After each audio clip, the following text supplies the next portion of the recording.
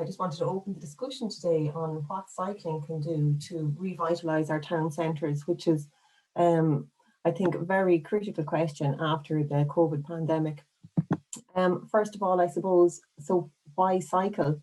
So we know that cycling is energy efficient. First of all, we know that there's lots of health benefits. There's reductions in congestion, air and noise pollution. It's extremely space efficient as a mode of transport. But most importantly, all of these things contributing to making Kilkenny or any towns very attractive town centres. So if we just look at this little graph here, first of all, just to go into the emissions in a little bit more detail. This is really the why, and I suppose this is why we have the investment from the government that was announced in the last couple of weeks. So if you look at the red line here, this is the actual emissions from the transport sector. This, if we look at the 1990 levels, we can see that this has steadily increased up until 2007. And this is due to greater journeys and greater volumes of cars on the road. There was a slight decline then, which probably represents the recession. And as we can see then, it started to climb again as the car journeys increased. We've noticed a little bit of levelling off over the last while. And this is actually not due to decreased car journeys, but it's actually due to an increased share of electric vehicles. So I suppose one of the questions is electric vehicles going to be enough to achieve our targets? So we're looking for a 38% reduction in greenhouse gas emissions from the transport sector by 2030. So the answer is no. We need a huge combined number of measures. If we keep going the way we're going, if we increase the reliance on cars, we're going to end up with gridlock in town centres and congested town centres.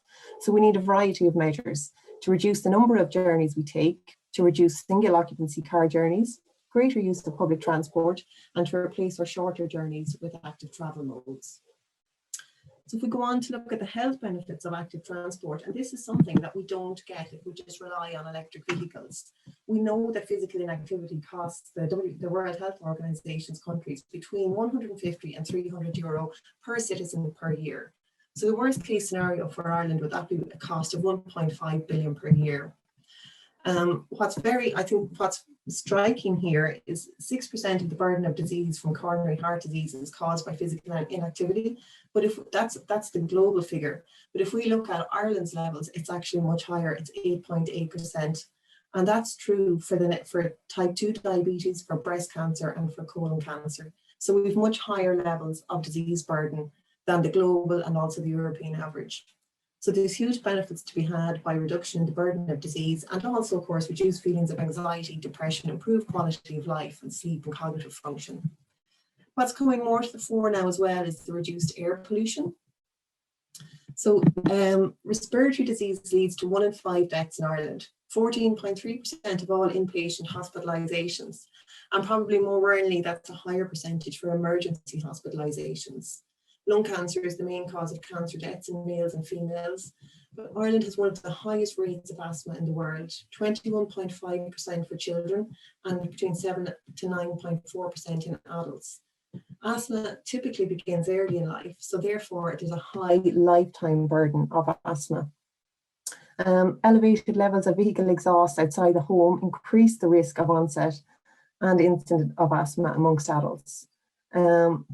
We know that the risk of developing asthma is significantly related to living close to major roads. We know that main roads, junctions, bus stations and car parks have all been identified as asthma hotspots. So I think that's probably one thing that's not spoken about when it comes to traffic in our town centres.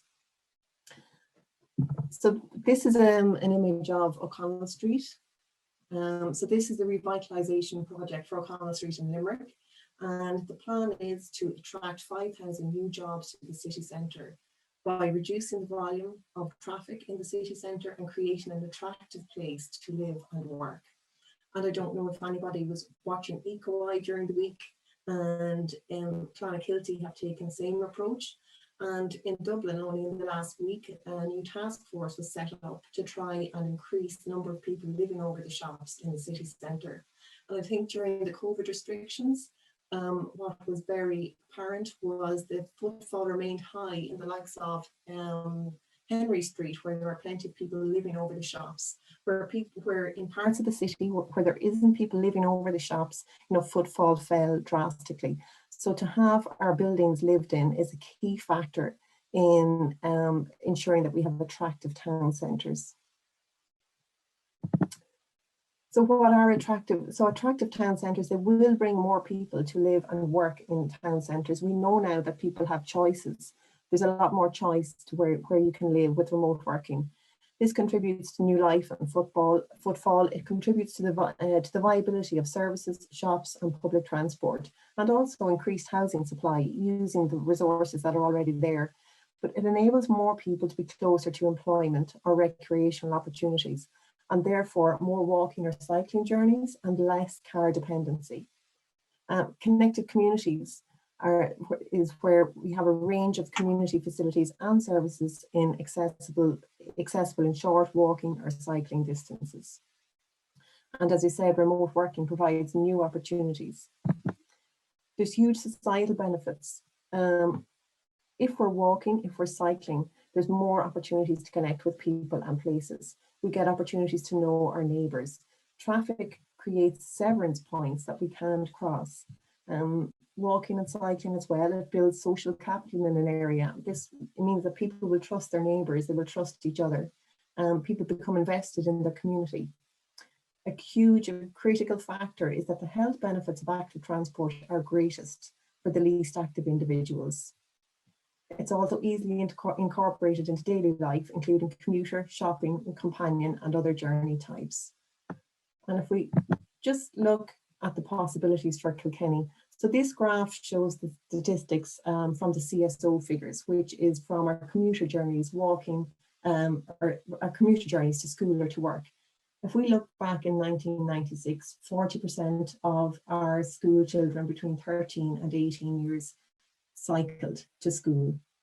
The percentage of those cycling as a means of travel was 13.65% in 1996. So we were a high cycling town. We do know that we have some gender issues at the moment. There is much less females cycling than males, but our city is ideally set up. A large percentage of those who live in Kilkenny work in Kilkenny. Kilkenny is a concentric city. It has grown from a small historic centre along a number of radial routes. So this compact design, a relatively flat city, and previous high levels of cycling suggest that Kilkenny could lead the way as the 10-minute city.